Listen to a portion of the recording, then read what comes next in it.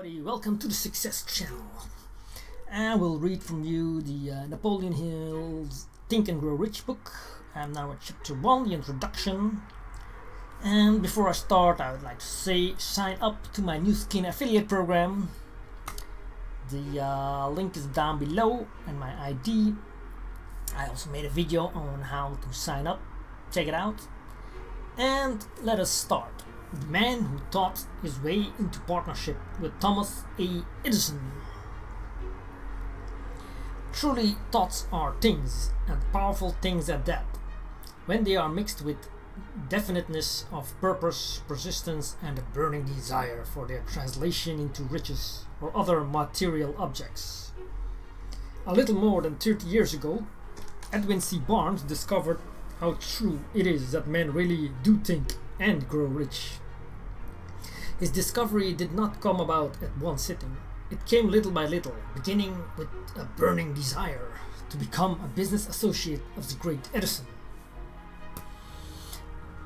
One of the chief characteristics of Barnes' desire was that it was definite. He wanted to work with Edison, not for him. Observe carefully the description of how he went about translating his desire into reality, and you will have a better understanding of the 13 principles which lead to riches. When this desire or impulse of thought first flashed into his mind, he was in no position to act upon it. Two difficulties stood in his way. He did not know Mr. Edison, and he did not have enough money to pay his railroad fare to Orange, New Jersey. These difficulties were sufficient to have discouraged the majority of men from making any attempt to carry out the desire. But his was no ordinary desire. He was so determined to find a way to carry out his desire that he finally decided to travel by blind baggage, rather than be defeated. To the uninitiated, this means that he went to East Orange on a freight train. He presented himself at Mr. Edison's laboratory and announced he had come to go into business with the inventor. In speaking of the first meeting between Barnes and Edison years later, Mr. Edison said, "He stood there before me, looking like an ordinary tramp. But there was something in the expression of his face which conveyed the impression that he was determined to get what he had come after. I had learned from years of experience with men that when a man really desires a thing so deeply that he is willing to stake his entire future on a single turn of the wheel in order to get it, he is sure to win. I gave him the opportunity he asked for because I saw he had made up his mind to stand by until he succeeded. Subsequent events proved that no mistake was made." Just what young Barnes said to Mr. Edison on that occasion was far less important than that which he thought. Edison himself said so. It could not have been the young man's appearance which got him his start in the Edison office, for that was definitely against him. It was what he thought that counted. If the significance of his statement could be conveyed to every person who reads it, there would be no need for the remainder of this book. Barnes did not get his partnership with Edison on his first interview. He did get a chance to work in the Edison offices at a very nominal wage, doing work that was unimportant to Edison, but most important to Barnes because it gave him an opportunity to display his merchandise where his intended partner could see it. Months went by. Apparently nothing happened to bring the coveted goal which Barnes had set up in his mind as his definite major purpose. But something important was happening in Barnes' mind. He was constantly intensifying his desire to become the business associate of Edison. Psychologists have correctly said that when one is truly ready for a thing, it puts in its appearance. Barnes was ready for a business association with Edison. Moreover, he was determined to remain ready until he got that which he was seeking.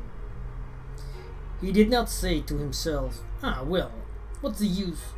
I guess I'll change my mind and try for a salesman job." But he did say, "I came here to go into business with Edison, and I'll accomplish this, and if it takes the remainder of my life." He meant it. What a different story men would have to tell if only they would adopt a definite purpose and stand by that purpose until it had time to become an all-consuming obsession.